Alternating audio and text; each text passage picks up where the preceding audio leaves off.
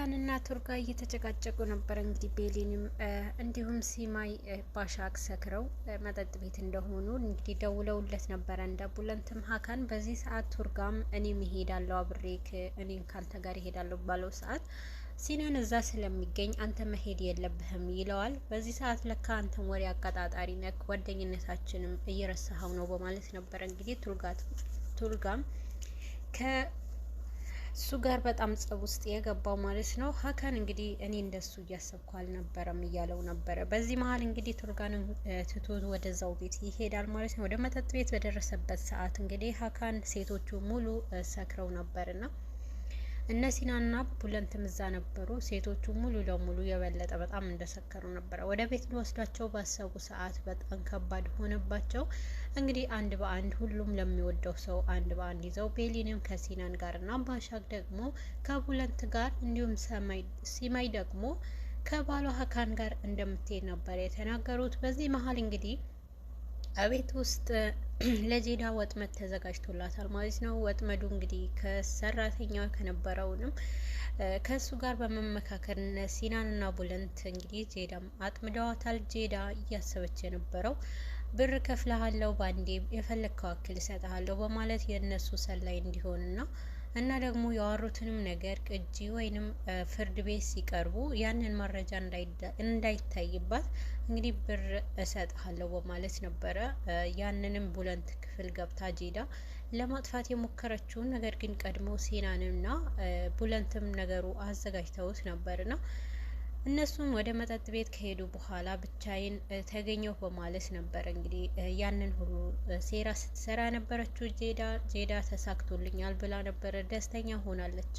ሀካንም እንግዲህ ሚስቱንም ይዞ ሲማይም ወደ ቤት አምጥተዋታል ማለት ነው። በመሀልም እንግዲህ እነሱን ባዩ ሰዓት ባሻክም በእንቅልፍ ተኝታ ነበርና ይቅር ትለኛለክ እያለች ስትናገር ነበረ። ቡለንትም በዚህን ሰዓት ባያት ሰዓት በጣም በውስጡ እንግዲህ ለሷ ያለው ፍቅር እየጨመረ ነበርና በመሀል ወደ ቤት ደርሰዋል ማለት ነው።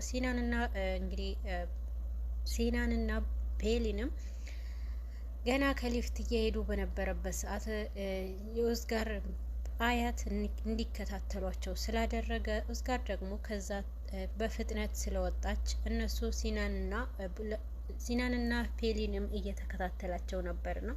በዚህ ሰዓት የሁለቱ ግንኙነት በደንብ ቅርብ እንደሆነ በፎቶ አንስተው ይዟቸዋል ማለት ነው። እነሱም በዚህን ሰዓት እንግዲህ ሲናንም መኪና ውስጥ በሚገቡበት ሰዓት ከኡዝጋር ጋር ያደረገው ቀለበት መሬት ላይ ይወድቃል። በዚህ ጊዜ ፔሊን አይተዋለች። ፔሊን ደግሞ ምንድን ነው የጋብቻ ቀለበት ነው እያለችው ነበር ነው።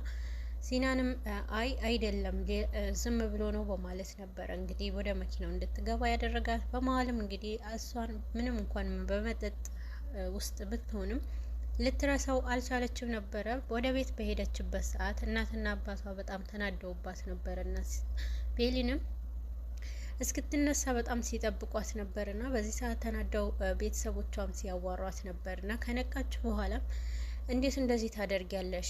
እንዴት አንቺ ከማታውቂው ሰው ጋርስ እንዴት ትጠጫለሽ? ምን እያደረግሽ ነው? ብለው ሲቆጧት ነበርና በዚህ ሰዓት እናንተን ልጠይቃችሁ እስኪ የእናንተውን መጀመሪያ ሳታስተካክሉ እንዴት እኔን ትጠይቁኛላችሁ? ብላለች። ኡዝጋር እንግዲህ አሁን ላይ ከዛ ከመጠጥ ቤት ከወጣች በኋላ ወደ ባህር ወዳለበት ቦታ ሄዳ ራሷ ትውስታ ውስጥ ገብታ ነበረ። ትውስታዋም እንግዲህ ከመጀመሪያ ጀምሮ ከሲናን ጋር የተገናኘችበትም ሰዓታት ነበረ። የዛን ጊዜ እንግዲህ እሱ የሰራውንም ኬክ አቅምሷት ነበርና በጣም እንደወደደችውና በጣም ደስ እንዳላት ስትነግረው ነበርና ያንን ኬክ ደግሞ ስም እንዳወጣለት ክረምት የሚል ስም እንደሆነ ነው የተናገረችው።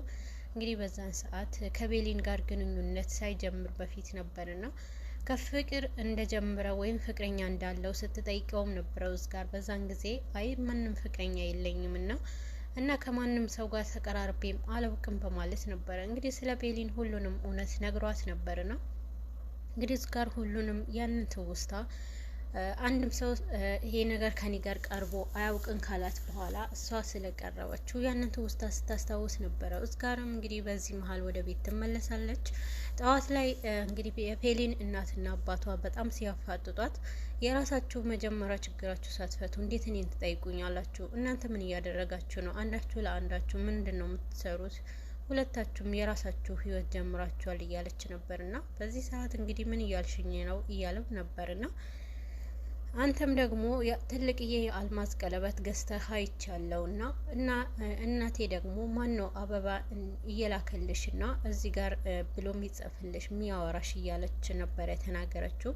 በዚህ መሀል እንግዲህ የፔሊን እናትና አባት በጣም ይስቃሉ ማለት ነው። እንዴት እንደዚህ ልትል ቻለች ብለው ከመጠየቅ በላይ የበለጠ በጣም ሳቅ ብለው ሲስቁ ነበርና በዚህ ጊዜ እንግዲህ ፔሊንም ጭራሽ ትስቁብኛላችሁ እያለች ነበርና እና ደግሞ በመሀል በሚስቁበት ሰዓት ፔሊንም ይገባታል። ሁለቱም እንግዲህ በፍቅር እንደተመለሱ ገብቷታል ማለት ነው። ወደ ቤት ከሄዱ በኋላ ሲማይም ከሀካን ጋር ሆና ስታወራም ነበረ። ሁሉንም እንግዲህ በመጠጥ ውስጥ ሆነው እንዴት አተያኝታቸው በጣም ደስ ይላል እያሉ ነበረ። በተለይ ደግሞ ቡለንት ባሻክ ተኝታ አንድን ቀን አይቻት አላቅም የመጀመሪያ ነው እያለ ነበርና በዚህ ሰዓት እንግዲህ ደስተኛ እንደነበረና እና ደግሞ እንግዲህ ነቅታለች። ብትነቃም ግን በስካር ውስጥ ነበረችና ይቅር በለኝ እያለች ነበር። ይቅር በለኝ እያለች ስትጠይቀውም ነበረ። ምንም አንቺ መተኛት አለብሽ ይቅር እልሻለሁ እያላት ነበርና በዚህ ሰዓት በጣም ደስተኛ ሆና ነበርና ባሻክም ከቡለንት ጋር መልሰው ታርቀዋል ማለት ነው። እንዲሁም ሀካንም ከሲማይ ጋር እንደ ድሮ ፍቅር ውስጥ ገብተዋል። በእርግጥ ሲማይና ሁለቱ ሀካን በጭራሽም አንዳንዴ በግጭት ውስጥ ቢሆኑም ነገር ግን አሁን ላይ የበለጠ ያንን ሀካን የገዛው ቀለበት እንግዲህ ባሻክ ወስደው ስለነበረ ያንን ቀለበት እንግዲህ በድጋሚ ታገብኛለሽ ወይ የሚል ጥያቄ ሊያቀርብላት ነበረ። ይሄ ነገር ደግሞ ሲማይም አንድን ቀን እኔ ያገባሻለው ጥያቄ ካሁን በኋላ መጠየቅ አለብኝ ብላ ስለተናገረች ከሱ ጋር ጸብ ስለገባች ነበርና በዚህ ሰዓት እንግዲህ ድጋሚ ታገብኛለሽ ወይ ብሎ ጥያቄ ጠይቋታል። በጣም ደስተኛ ነበረችና ሲማይም በጣም ደስተኛ ሆናለች። ከዚህ በላይ እንዴት ደስታ ሊኖረኝ ይችላል ብላለች። ልጃቸው ደግሞ ሶስታቸውንም ስዕል ስጦታ ትሰጣቸዋለች። በጣም ደስተኛ ሆነው ነበረ። አሁን ላይ የሲናንና እንግዲህ የፔሊን ጉዳይ ከባድ ሆኗል። ኡዝጋር በመሀላቸው ስላለች እንግዲህ ኡዝጋርም እናቷ ደውላ አያትሽ እየተከታተለች ነው፣ ሰው ቀጥሮ እያስከተለች ነው ሰው በማለት ነበር የነገረቻት። እንግዲህ ነገሩ ወደ አያቷ ቀድመው ደርሶ ነበርና አያቷ ፎቶውን የሲናንና የፔሊን ፎቶ አሳይቶታል ማለት ነው። እንግዲህ ቀጥሮ እንዲከታተላቸው ያደረገውም ሰው አያቷ በጣም ደንግጠዋል። ይሄ ሰው እንግዲህ ወይ እየማገጠባት ነው ወይንን እያታለሉኝ ነው እና በመሀል እንግዲህ በሁለቱ መሀል ከባድ የሆነ ውሸት አለ በማለት አያቷ የበለጠ እንዲከታተሉ አድርጓል ማለት ነው። ነሲብና ሀባም ሁለቱም በመሀላቸው ግጭት ተፈጥሯል። እንግዲህ ሀባ እርጉዝ ነኝ ስላለች ነሲብ ደግሞ ከሕክምና ውስጥ በነበረበት ሰዓት አንተም መውለድ አትችልም ስለተባለ ሀባ እኔ መቅጣብኛለች በማለት በጣም ተናዶ ወደ ቤት ሳይመጣ ነበረ ያደረው። ሀባ ተጨንቃ እንግዲህ ስልክም ይደውልልኝ ነበረ ምንም እንኳን ቢቀር እያለች ስትጨነቅ ነበርና ወይንም የሆነ ነገር ተፈጥሮ ነው እውነቱ ደርሶበት ነው በማለት ለእናቷም ስትናገራት ነበርና በዚህ መሀል እንግዲህ ስልኳም ስትጠባበቅ ባለ ሰዓት ነሲብም ወደ ቤት ይመጣል። በዚህ ጊዜ በሩንም በጣም እያጋጨው ስለነበረ እንዴት እንደዚህ ታደርጊያለሽ? እንዴት ከሌላ ወንድ ጋር ትሆኛለሽ? በማለት ነበር የተናገረው። እንግዲህ ሀባ በጣም ትደነግጣለች። ሀባ እያለቀሰች በነበረበት ሰዓት እኔ ካሁን በኋላ ተመልሼም አልመጣምና ወደ አንቺ ህይወትም አልገባም በማለት ነበረ ትተዋት የሄደው። እባክህ አንተ እንዳትሄድ እኔ ከመጀመሪያም ዋስጃለሁና እኔ እርጉዝ አይደለሁም በማለት ነበር የተናገረችው። እና ደግሞ ካሁን በኋላ ትተኸኝም ለመሄድ አትወስንና እኔ ያላንተ መኖር አልችልም ብላለች ሀባ። ነሲብም ደግሞ ይህንን ነገር እስከ መጨረሻ እንደማይቋቋመው ነው የተናገረው። ባሻክና ቡለንት እንደ ድሯቸው ተመልሰዋል።